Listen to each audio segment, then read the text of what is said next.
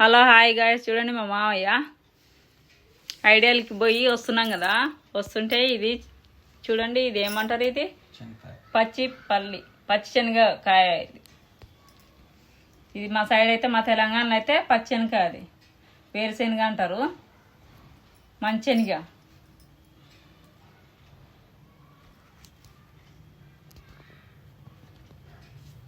ఇది మంచిగా ఇగో ఇది చూడండి, ఇది మంచి శనగలు అని అంటారు మా సైడు.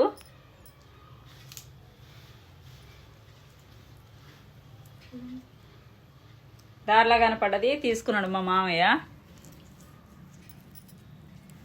పొట్టు తీయరా మామయ్య, కొంచెం ఈ పొట్టుది పొట్టుతేటా.